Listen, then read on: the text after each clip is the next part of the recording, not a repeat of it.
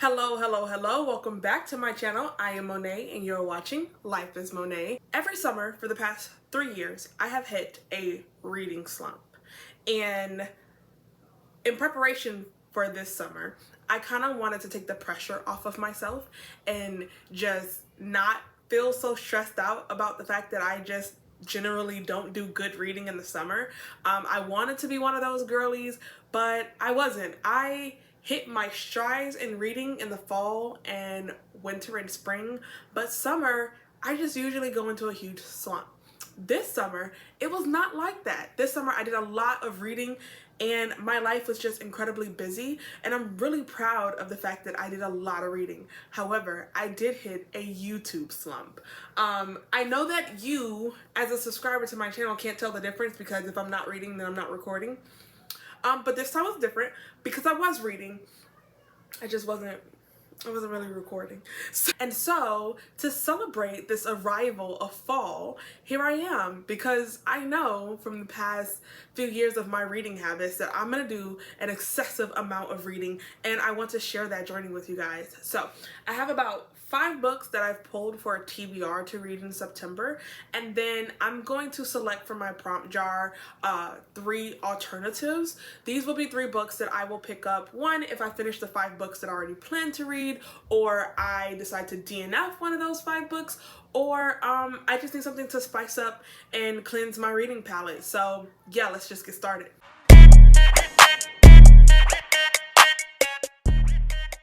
So first up is We Were 8 Years in Power. This is a book that I've been wanting to pick up for a while, and it's been a while since I've read a nonfiction. Actually, that's a lie. I just finished a nonfiction yesterday. Why did I lie like that? That's crazy. I can't even say it's been a while since I read a good nonfiction, because that's also not true. I just gave the nonfiction I read 5 stars. What am I trying to say here? It has been a while since I picked up a historical nonfiction, or nonfiction that focuses on history and correlates it to modern events. That is what I'm trying to say. It's been a while since I picked up a nonfiction that explores history and ties it into today. And so that's why I'm very excited to pick up We Were 8 Years in Power, because it's been sitting on my shelf long enough and it is time.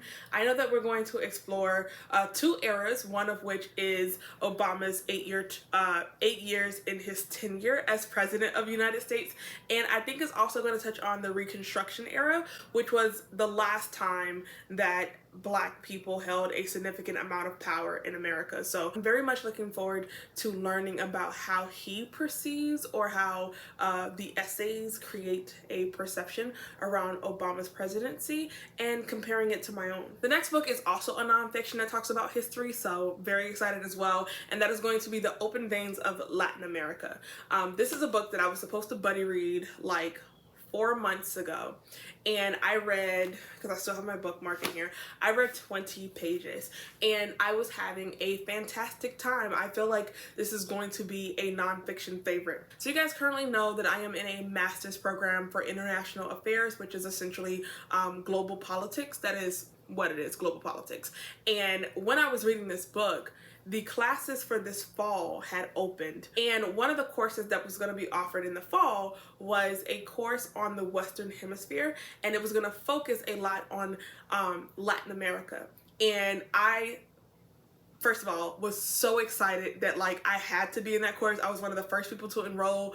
No lie, if that course had gotten filled, I probably would have begged my cohorts to like drop out so that I can get that spot. I would have paid them because I really wanted to take that course, and I wanted to read this since I was taking that course in the fall, and I was trying to read this spring, earlier this year in like April. I decided to pause on reading this book and read it as a precursor into my global politics class on Latin America.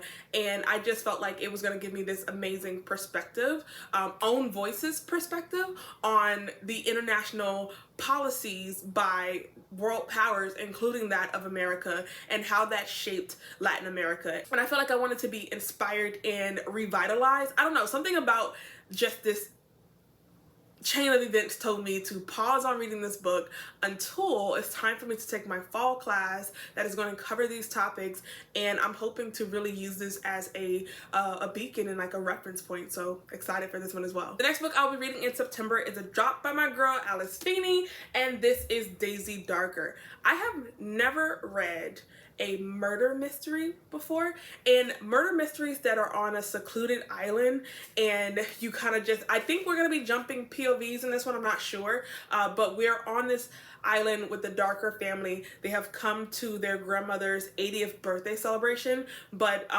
like an hour into the party, the grandmother ends up passing away, and then soon after that another family member kind of comes up dead.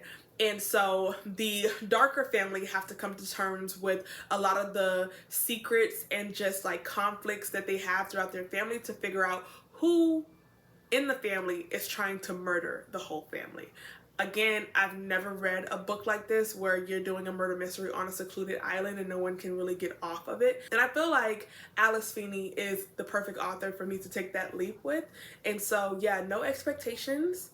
I'm just interested in the story. I hope it's very atmospheric, and if not, I'm not going to count it as a complete loss. I'll probably just read another book for a comparison. I know that this was inspired by And Then There Were None by Agatha Christie, which is another book I have not read. So yeah, like the bar is really low on here. I'm not comparing it to anything. I have no expectations for it at all. I just really love this author, and I was gonna buy her book regardless. The next book I'm gonna be reading in September is The Daughter of Dr. Moreau. I know nothing about this book. I am just slowly exploring Sylvia Moreno Garcia's books, and this is just the newest release, and the cover is stunning, and she is a very atmospheric writer, and so I am looking forward to that part or that component of this book. I think that she is one of the most agile and versatile authors that I've read from in a long time, and so another one with just low expectations because I don't know what to expect in this story. I don't even know if this is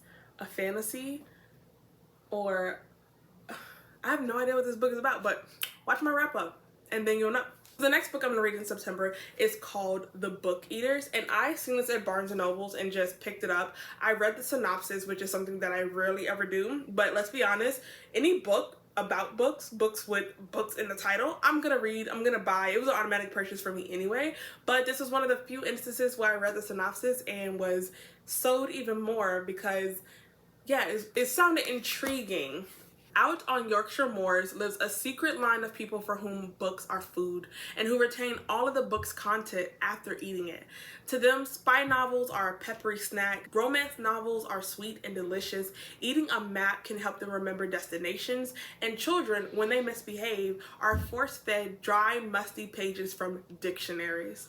Devon is a part of the family, an old reclusive clan of book eaters. Her brothers grew up feasting on stories of valor and adventure, and Devon, like all other book eater women, are raised on a carefully curated diet of fairy tales and cautionary stories. But real life doesn't always come with happy endings, as Devon learns when her son is born with a rare and darker kind of hunger, not for books, but for human minds.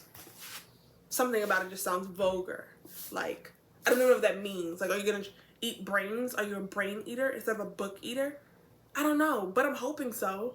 I'm hoping that it's gothic and gory and mixes in books like it says it will. Something about this cover just draws me to it. And I don't know, this book was pretty pricey. This book was like $28. And so I put the receipt right on in there because I'm unsure. I heard about that discourse where y'all was arguing about whether or not books can go back to the store. If I pay $30 for a book that's not even 250 pages and it sucks, you think it's not going back? Riddle me that. Riddle me that, Batman. You think it's not going back to the store? Okay, so those are the 5 books that I will definitely be reading in September. In case any of them suck or I finish ahead of the month, I'm going to pull 3 prompts from my Prom Jar, and those are going to be my alternatives for the month of September. Gonna shake it up. I have not pulled anything out of this jar since my last TBR, which might have been in April. Jeesh. Gotta get one. Finish a series. finish a series. I have to be at the end of something. I have to be. I hope so. I don't know what this series is called, but book 1 is called A Declaration of the Rights of Magicians, and book 2 is called A Radical Act of Free Magic. It is a duology that is set during like this historical time where they add magic. It's a fantasy. It's a historical fantasy that covers the Haitian Revolution with magic. And book 1 was slow. There were some POVs I didn't like, but overall interesting. And the characters that we will follow in book 2 were the ones that kept me interested in book 1. And so I'm hoping that they take this story and drive it home. And if not, I would hate to have to, I know, that's a lie. That's a lie. I'm not gonna hate if I have to unhaul it. I'm just gonna unhaul it. So going back in for prompt number 2. I'm trying to get to the bottom. I feel like these have been down here for almost a year.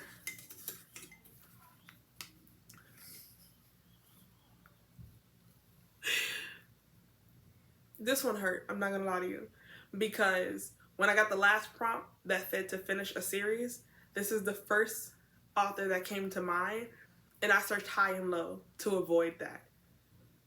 And then I go and pull the very thing that I tried to avoid. V.E. Schwab, which means that I will be reading book 2 in A Darker Shade of Magic. I did not like book 1 of A Darker Shade of Magic at all. At all. Like, I don't know which one I enjoyed. That's a lie. Why do I keep lying like this? I was gonna say I don't know which was worse, that or The Raven Boys. The Raven Boys was definitely worse. That's a lie. But, whew, A Darker Shade of Magic, my friends, I was in the inbox. I was lied to, I was led astray, and I needed somebody to answer for the crimes. It's an alternative, so I don't really have to get to it. It'll be, what is it called? Let me grab it. If for some reason I just hate my life, I'll be reading A Gathering of Shadows. I don't know if this series is redeemable for me because book 1, whew, really let your girl down. It really did. And this is like so critically acclaimed, but the people are liars. The people are liars. Going in for the third pull, and I'm not even gonna try to hurt myself again. I just want to pull something that I will be happy with. The first book that I see on my IG feed, going to my Instagram, I'm gonna refresh my page to make sure that I have, oh, I'm nervous because I follow some wild book readers on Instagram. I am scared. I'm seeing a lot of ads and things from people that I don't even follow. The first book that I seen was Bloodmark, which is book 2 to Legendborn. A book that I do not even own. Do not even own it because I planned to die never having read it. I had no intentions on reading Legendborn. The way I skipped past it, ridiculous. I'm 2 seconds from like editing this out. I have no words. I have no words. That jar just did me so dirty because the way I was gonna unhaul the entire Darker Shade of Magic series, because that first book was a letdown. I either have to read that or I have to read Legendborn. Somebody tried to mail it to me for free and I turned it down.